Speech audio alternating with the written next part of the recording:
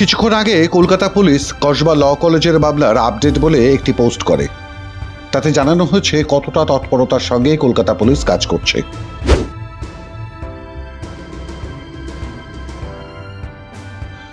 কিন্তু কসবা ল কলেজের ধর্ষণের তদন্তের শুরু থেকেই আরজি করের গন্ধ পাচ্ছেন বাংলার মানুষ। বাংলার মানুষ ভয় পাচ্ছেন প্রমাণ লোপাটের। এফআইআর লেখা থেকে ফরেন্সিক টেস্ট ও মেডিকো লিগ্যাল এক্সামিনেশন পর্যন্ত 3 পর্বে ইচ্ছাকৃত অবহেলা ও অপেশাদারিত্বের ছবি স্পষ্ট। শুরুতেই প্রশ্ন উঠেছিল, কেন অভিযুক্তের নামের আদ্যক্ষর শুধু লেখা হলো? যদিও ওই এফআইআর এর 3য় পাতায় সকলের নাম মেনশন করা হয়েছে। স্বাভাবিক কারণেই প্রশ্ন উঠবে, তাহলে কি করে আইনের ছাত্রী হয়েও অভিযোগকারিনী ভুল করলেন, নাকি তাকে ভুল পথে চলতে বাধ্য করলেন পুলিশ? কারণ বিএনএস এর ধারা অনুযায়ী ধর্ষিতার নাম পরিচয় গোপন করা চলে, কিন্তু ধর্ষকের ক্ষেত্রে তো এমন হওয়ার কথা নয়। তাহলে ধর্ষকের নাম পরিচয়, বাবার নাম, বয়স, ঠিকানামায় ঠিকুজি কুলুজি সমস্ত এফআইআরে লিপিবদ্ধ থাকার কথা নেই কেন? তাহলে কি শুনানি চলাকালীন ওই তৃণমূল ছাত্রনেতা কাম আইনজীবী কাম কসবা ল কলেজের অস্থায়ী কর্মী মনোজিৎ মিশ্রার সঙ্গে তৃণমূলের তথাকথিত সেনাপতি অভিষেক বন্দ্যোপাধ্যায় থেকে দক্ষিণ কলকাতার যুব নেতা সার্থক বন্দ্যোপাধ্যায়ের ছবি দেখে ঘাবড়ে গিয়েছিল কসবা থানা? সেই কারণে ফার্স্ট ইনফরমেশন রিপোর্টেই গন্ডগোল করে রাখা হলো।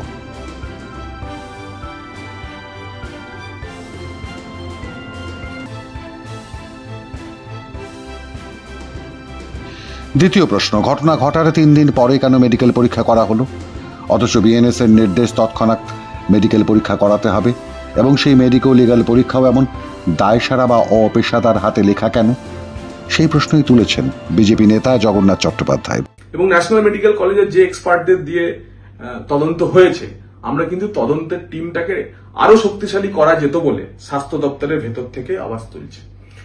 নন পক্সো ভিকটিমের ক্ষেত্রে যে ফরম্যাট স্বাস্থ্য দপ্তর জারি করেছে 24 সালে, সেই ফরম্যাট অনুযায়ী কিন্তু এই মেডিকো লিগ্যাল রিপোর্টটি তৈরি করা হয়নি। তার পেজ 8 এর যে বয়ান আছে তার সঙ্গে এটি সঙ্গতিপূর্ণ নয়। যে ইনজুরি মার্কসগুলির কথা বলা হয়েছে, নির্দিষ্টভাবে কোন অংশে কিভাবে একেবারে নির্দিষ্টভাবে বলা উচিত ছিল, কারণ এটা ফরেন্সিক এক্সামিনেশনের পার্টই হচ্ছে এই রিপোর্ট। এই রিপোর্টের ভিত্তিতে সবকিছু হবে, তাও কিন্তু উল্লেখ নেই। খাপছাড়া ভাবে কোথাও লিখে দেওয়া হয়েছে বক্ষদেশে বা ঘাড়ে কিছু আঁচড়ের দাগ রয়েছে, কিন্তু কোন জায়গায় ঠিক তা নির্দিষ্টভাবে বলা হয়নি। বিজেপির অভিযোগ, গোটা রিপোর্টের মধ্যেই অপেশাদারিত্বের ছাপ স্পষ্ট। দ্বিতীয় যেটা হচ্ছে ভ্যাজাইনাল এপিথেলিয়াল সেলে, সেই জায়গা থেকে যে স্পার্ম আছে কি নেই তা কালেকশন করা হয়নি। এবং আরো বিষয় যেটা হচ্ছে, মানে স্পার্ম আছে কি না সেটা তো হচ্ছে যোনিপথের অংশ থেকেই কালেকশন করতে হবে, তারও নির্দিষ্ট কোনো রিপোর্ট কিন্তু মেডিকেল লিগ্যাল রিপোর্টে নেই। আরো বড় বিষয় হচ্ছে যে 3টি যে সোয়াব কালেকশন করা হয়েছে, কোন ধরনের সোয়াব, কি সোয়াব কালেকশন করা হয়েছে, সেটাও কিন্তু রিপোর্টে কোথাও বলা নেই। পুরো রিপোর্টটি আপনারা যদি দেখেন, অত্যন্ত অপেশাদার ভাবে লেখা হয়েছে। তাহলে প্রশ্ন হলো, কিসের ভয় পেল এই কলকাতা পুলিশ? কারণ মনোজিৎ মিশ্র বলে এই ছেলেটির নামে এর আগে কলকাতার একাধিক থানাতে একাধিক অভিযোগ রয়েছে। 2014 আলিপুর থানা, বাস দিয়ে পিটিয়ে খুন করবার চেষ্টা এক যুবককে। 2017 কসবা থানা, ল কলেজে বিরোধী রাজনীতির ছাত্রকে মারধর, অস্ত্র নিয়ে ভয় দেখানো, অস্ত্র আইনে মামলা। 2018 কালীঘাট থানা, এক ব্যবসায়ীকে অস্ত্র নিয়ে হুমকি, অস্ত্র আইনে মামলা। 2022 হরিদেবপুর থানা, মহিলা শ্লীলতাহানি, মারধরের হুমকি। 2022 হরিদেবপুর থানা, মহিলা শ্লীলতাহানি, মারধরের হুমকি।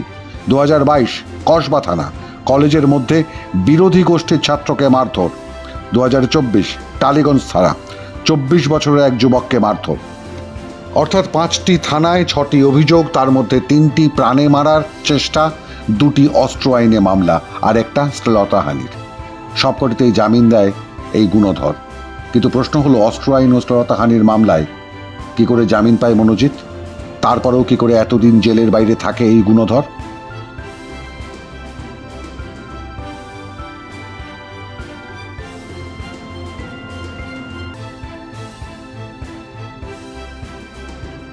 আসলে এই মনোজিতরা হলো কলেজের কেষ্ট, তৃণমূলের সম্পদ।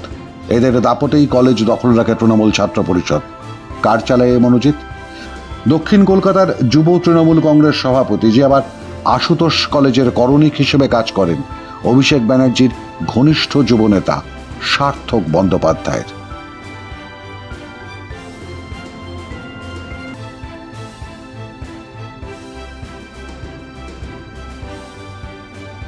তাহলে তৃণমূলের সব নদী গিয়ে মিশেছে ওই একই সাগরে। আর একসময় শোনা যেত তৃণমূল সরকারের পুলিশ রিক্রুটমেন্ট দেখেন এই খোদ অভিষেক বন্দ্যোপাধ্যায় তার ক্যামাত স্ট্রিটের অফিস থেকে। সে কারণেই কি হারিয়ে যাওয়া তৃণমূল ছাত্র পরিষদের নেতা তৃণাঙ্কুরকে তড়িঘড়ি সাংবাদিক বৈঠক করতে হয় তৃণমূল অফিস থেকে, বলতে হয় সম্পর্ক নেই মনোজিতের সঙ্গে, এবং সেনাপতিকে বাঁচাতে মুখপাত্রকে বিবৃতি দিতে হয়, বলতে হয় জানোয়ার মনোজিত বলে।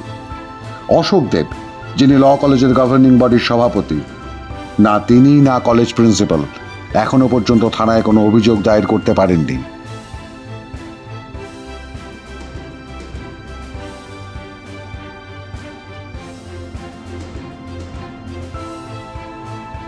আর পুলিশকে বিবৃতি দিতে হয় সব কাজ ঠিকঠাক চলছে বলে।